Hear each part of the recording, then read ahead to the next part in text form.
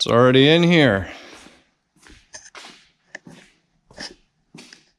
Well, that makes life a little bit easier.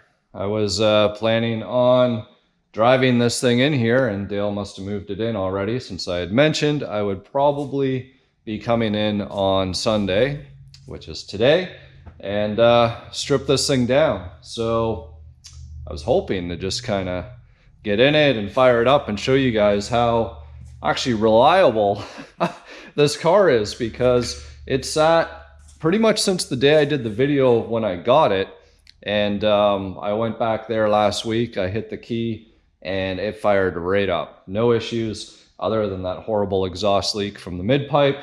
But other than that, this is going to be a solid little drivetrain and solid donor car. So unfortunately, today it's going to be its last day as an 86 GT with all of these components that are in it. So that's it. This car is getting stripped down. Despite what you guys all might have thought from the previous video, it's rough in many respects. Can it be saved? Yes, it could be. But to me, it's not worth investing in time or money. The parts are worth more to me, and what we need for project tax return here and potentially some other projects. So this thing is going to get torn down. And like I said, it's Sunday. It's about almost 2:30. I have 4 hours, 3.5 hours before I need to be where I need to be for dinner. So we'll see how far I can get tearing this thing apart in just under 4 hours time.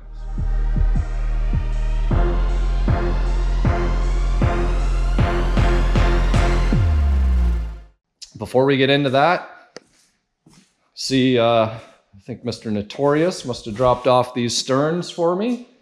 And it's the first time that I'm seeing these wheels. So going to give them a bit of a closer inspection. I have them here for two reasons. So the first reason is I'm going to determine if I'm going to use them on lemon dropped. So I did have the idea to use these guys on that build, potentially even step the lips up and convert these 17s into 18s. Now, the second reason why I want them here is because they're going to go towards my wall of wheels that I want to build for that video that I mentioned that I wanted to do on aftermarket foxbody wheels. So stay tuned for that. And I'm not going to waste any time, guys. I will fire this car up just for one last time, just to show you guys that it runs and then it starts up. And then we're going to get into the stripping.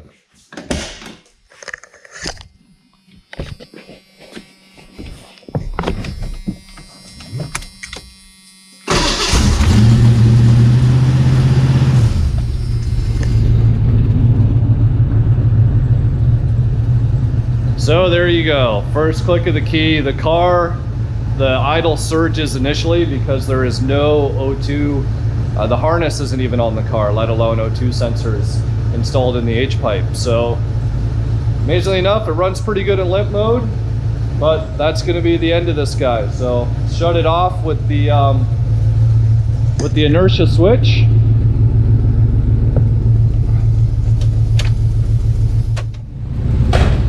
Oh, there's no hatch release. I had to pull the key off of the key ring. Oh. All right.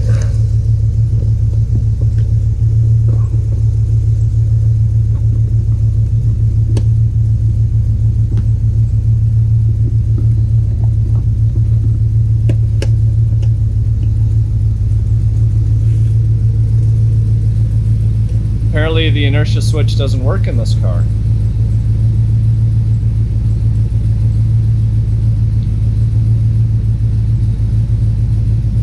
Well, we'll go in for the fuel pump relay.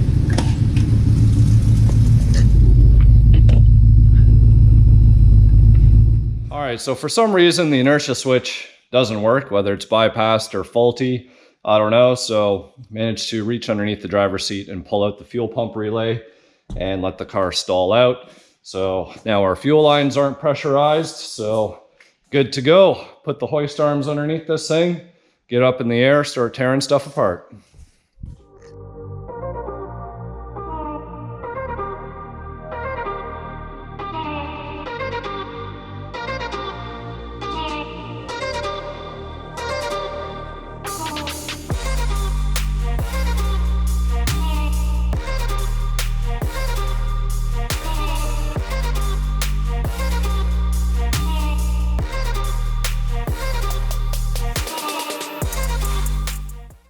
All right, so got a lot of the top part of the motor all disassembled here. Got the radiator drained and pulled out, the clutch fan pulled off, accessory belt, got the throttle cable pulled off, the cold air intake, got a bunch of the wiring and miscellaneous vacuum lines across the back of the firewall undone. Power steering pump is unbolted and just sitting off to the side here.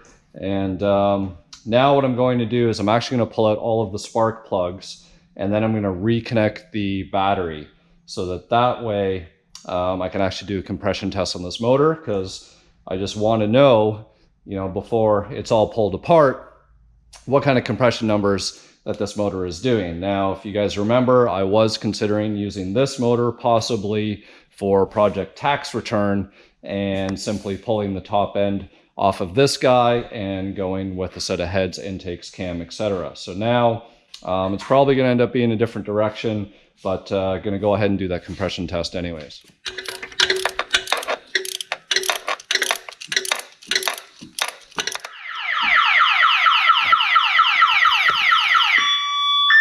think that one.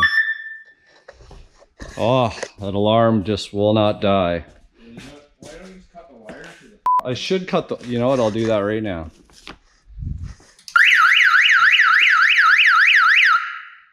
Ha! There you go, how to disable your alarm. All right, so got all the spark plugs pulled out, got the battery hooked back up. It still wants to crank over, which is good. So we didn't take out wires that we didn't need for it to turn over. Got some reference here on the hood. So we'll mark down what all our readings are, and we'll go one cylinder after another. All right, go.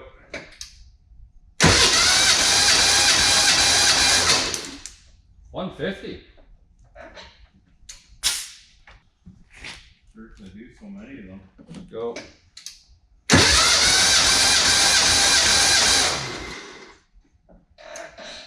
Same. Yeah, they're all hitting 150. How come you're not writing them down? Because they're all the same. I can remember that.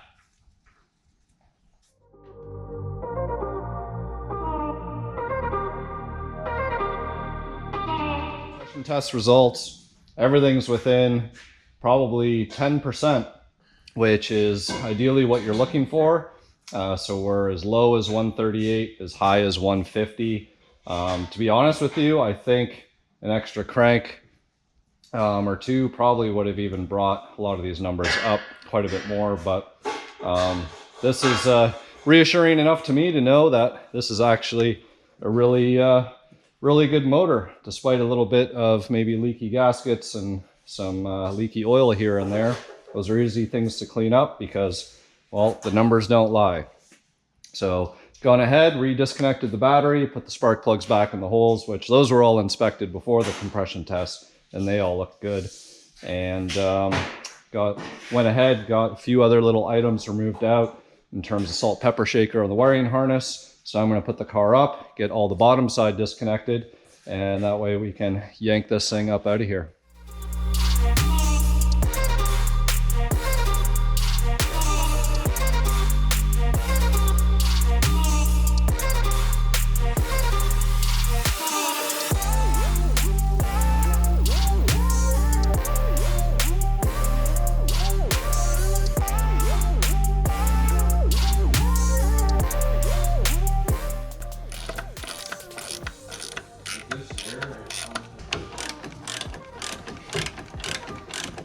So I dropped the straps to the tank. There is a stand underneath it, and the low fuel light was on. So I was kind of hoping that the gas gauge worked, but clearly it didn't because that tank was pretty much full.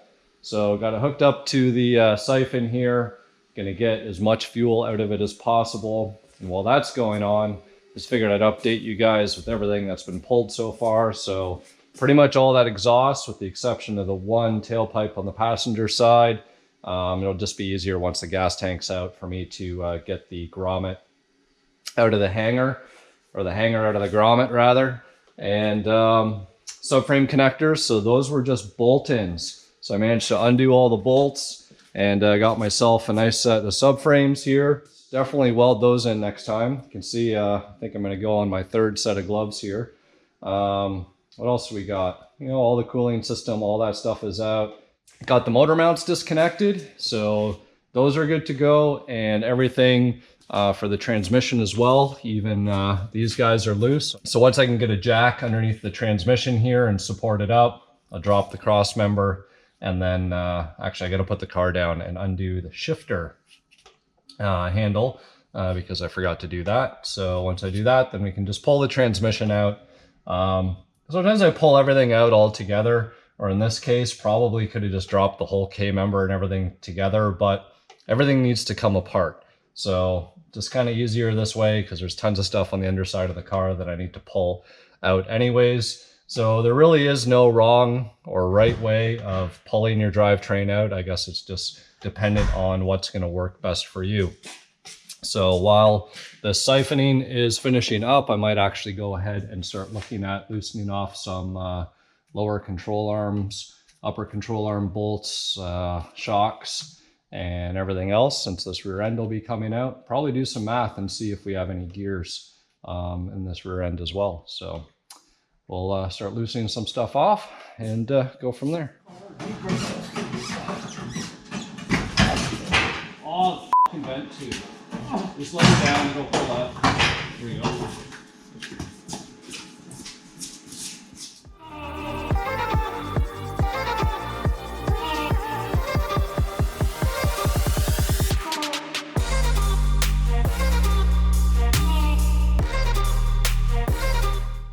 All right, so since this car has seemed to have had some pretty decent mods, I'm curious to know what there is in terms of a rear end in here. So what I'm going to do is just a little bit of a trick.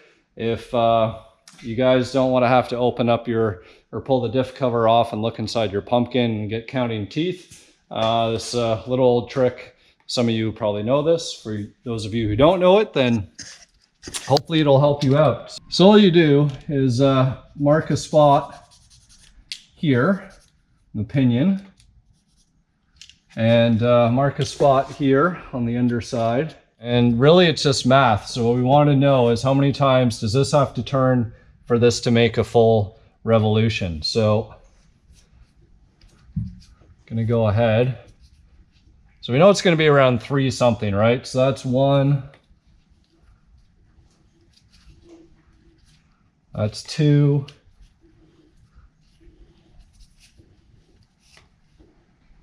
That's 3. And then we can see our yellow is here, so we're not all the way around. So it's safe to say there are 373s in this rear end, which good deal. Probably explains why this car seemed to work really good. Has a good gear in it.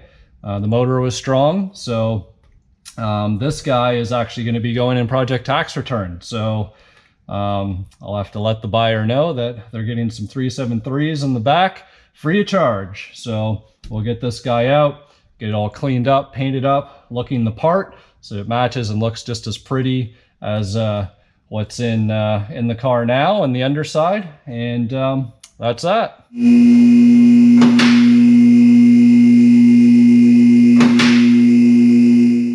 All right, so wrapping up our Sunday fun day, and I gotta say, I do enjoy coming in on a Sunday.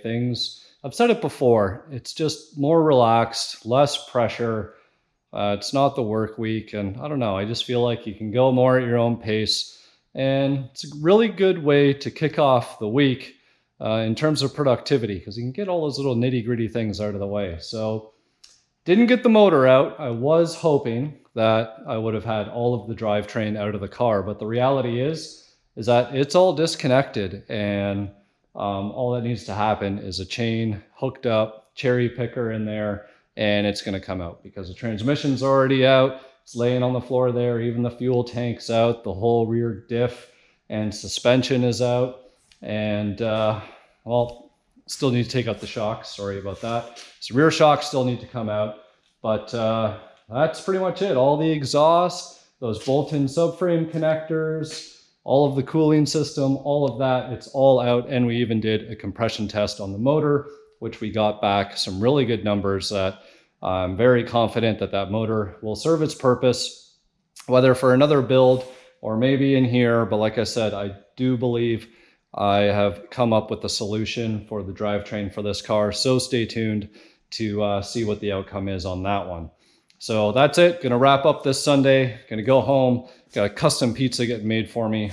Love me some pizza Sundays. Anyways, guys, hopefully you're enjoying the longer daylight hours for any of you guys who are in a daylight savings position, because if I wasn't looking at the time, I wouldn't have known any better, and I would have thought that there was still lots of time left to the day, when in fact it's already pretty much 6:30 and I got to go run and pick up this pizza. So thank you again, subscribing, following, all of that good stuff, especially if you guys stick around all the way to the end of the videos. It's always appreciated. So we'll see you guys next time.